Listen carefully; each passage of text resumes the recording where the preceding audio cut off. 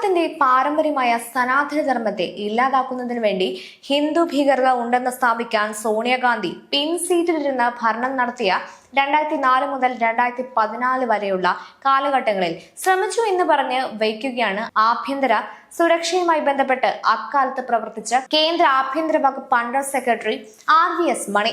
അത്ഭുതപ്പെടുത്തിയത് ഇത്തരമൊരു വാർത്ത ഡൽഹിയിൽ നിന്ന് വരുമ്പോൾ കേരളത്തിലെ മാധ്യമങ്ങൾ വാർത്തയാക്കാത്തത് എന്തുകൊണ്ടാണ്?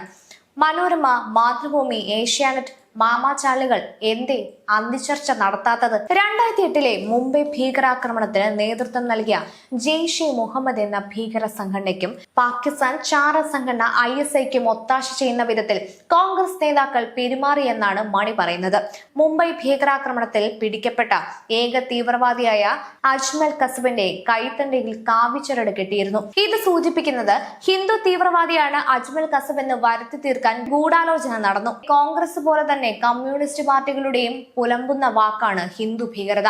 എന്തെങ്കിലും ഒരു സനാതനി ഭീകര പ്രവർത്തനം നടത്തിയതായി നിങ്ങൾക്ക് ചൂണ്ടിക്കാണിക്കാൻ സാധിക്കുമോ? നിങ്ങളുടെ അജണ്ട മറ്റൊന്നാണ്. സനാതന ധർമ്മം ഇല്ലാതാക്കണം, എന്നിട്ട് ന്യൂനപക്ഷ അജണ്ട അവിടെ നടപ്പാക്കണം. 2014 വരെ നിങ്ങൾ അത് ചെയ്തു.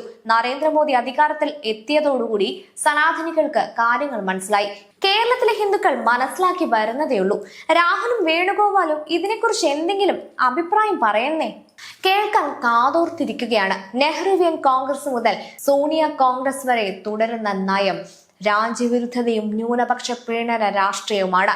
ഭാരതത്തെ പലതായി വെട്ടിമുറിക്കപ്പെട്ടതും പാകിസ്ഥാനും ചൈനയും തമ്മിൽ ഭാരതത്തിന് യുദ്ധം ചെയ്യേണ്ടി വന്നതും അഖണ്ഡ ജമ്മു കാശ്മീർ പാകിസ്ഥാനും ചൈനയും കൈക്കലാക്കിയതും ജമ്മു കാശ്മീരിനെ യുദ്ധഭൂമിയാക്കി മാറ്റിയതും കോൺഗ്രസിന്റെ രാജ്യവിരുദ്ധ നയം മൂലമായിരുന്നു. ന്യൂനപക്ഷ പ്രീണനം കൈമുതലാക്കിയ കോൺഗ്രസിനെ ഇന്ത്യ രാജ്യം ഭരിക്കാൻ ഇനി ഒരിക്കലും അനുവദിച്ചുകൂടാ. ഭരണമില്ലാത്ത കോൺഗ്രസ് ആണ് ഭാരതത്തിലെ ജനങ്ങൾ ആഗ്രഹിക്കുന്നത്.